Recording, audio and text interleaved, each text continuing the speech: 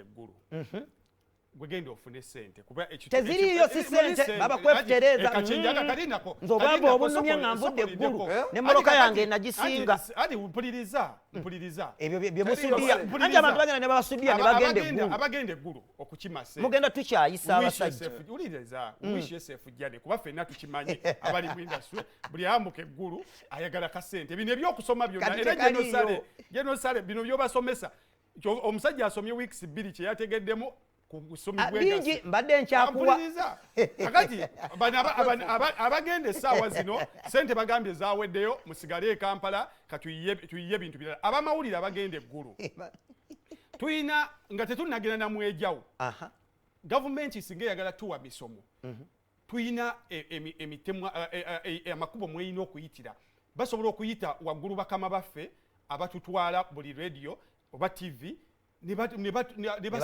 batuyita wano e Kampala ne batuleetera abantu abamawulire batusomesa kati gwongamba nti ejawo egenda eggulu kati bebe kulu akusomesa eki ku byamawulire bakubukiddwa tasomesa ogenda kusomayo biri bye basoma bye bino saba kati olaba navuddeyo katono nnyo kambawo akantu baba akagenda okunyambako kubanga basajja kwe bali bandaba kati ffe tubadde tulina ebitongole bye tutatwala nga nsonga abayimbi abamu UPRS badde esolooza ssente zaabwe naye nga tebamanyi nawe oyagala UPRS obenga otambula nayo olina okuba nga oli registered waliwo eno ekibiina ekya union ekituyambako ffe nga ba artist tugiyita poliisi yaffe singa oba omuntu alina kyakoze akujoganyiza ogenda n'oloopa muki naye woba oyagala union ekuyambeko olina okubeera nga oli registered muki mu union ekirala nga bwe nagambye association yoyo nga wagiwandiisa anti byebimu tetubadde organized ebbanga lyonna bulijjo bwe tugendayo nze mbadde sifunanga mukisa kusinkana mukulembeze wa ggwanga naye nga nebuuza bano bakusaasira babebekulu abo bennyini basajja bange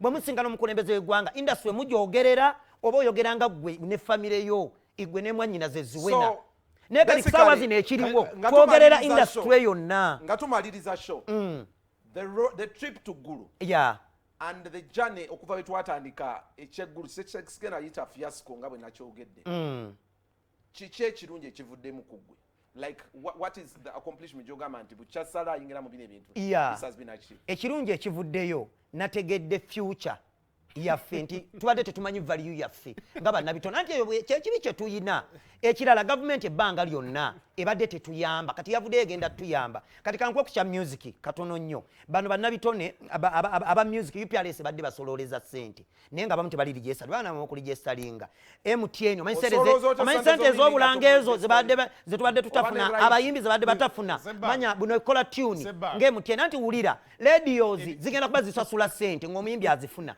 TV egenda kusasula ssente kati ngene yaffe BBS ng'omuyimbi azifuna bano public cars nga taxi bus zigenda kuba zitusasula twabisomedde eggulu naye kati gavumenti egenda tuyambako nga ssente ezo ezijjayo ate era nga zituuka ku muyimbi omuyimbi nga nawoba toyimbye ssente zo nga zijja tubatulana na YouTube yokka.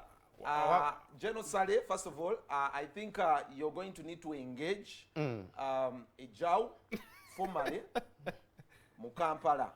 Workshop zino tuzisome tuyimire ku TV eno nga tuyina information and we are going to inform. Of course, sijagamba nti we have all the information, but I think we need, let's do it formally. My argument is there is a lot of informal way you do your things.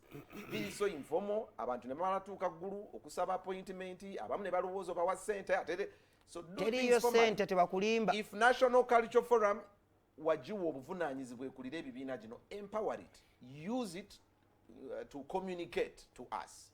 That is one. Nenga workshop zino zo bannamawulire bazeetaaga zibategekera ate professional. I think Bebe Cool,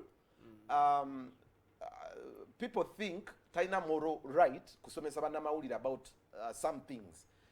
Yabanguddwa ekyatera kirala fena twava eno n'olugezigezi kubeera bias kyengezaako gamba funa abantu abali neutral oba nfuna because abantu abali neutral bano abantu bannamawulire benkunnyonnyola mbamanyi they are going information nungi, they should actually have it, but they are going to reach nga banyoma taliyo yekka teri waliyo agenda Sylvia ku- Woli leka nkole closing remarks omusomo zange, guleete nange, ne Kampala nange, Why nange, should you get a journalist wamma to- bakama Yale baffe maliriza. bakama baffe abatutwala mu media houses ne mwami Sali Musale Jeno tulina emiwaatwa mwe tulina okuyitira bamawulire bano basobola nga tebazze eggulu naye nsaba abagenda eggulu tulye naye Teri kulya. lindako genosale nga bw'oyisa abayimbi balidde ekimala ne bapromota balidde ekimala. We are not very important mu ggwanga lino okusinga sector. N'abasomesa bayite balyeko nabo bajje babeere mu misomo nabo balyeko tulidde ekimala.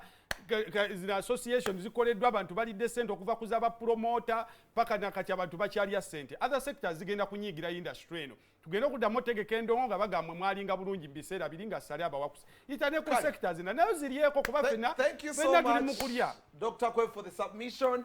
Bwe tutyo bwe tutambudde olunaku olwaleero we wanted to assess ebibadde eggulu and so far we bituuse ndowooza tutangazizaawo. Thank you so much Sebanga, thank you so much Dr. Kwe Furukuta. Tusinkane wiiki ejja Mukama batukumire. Stay blessed.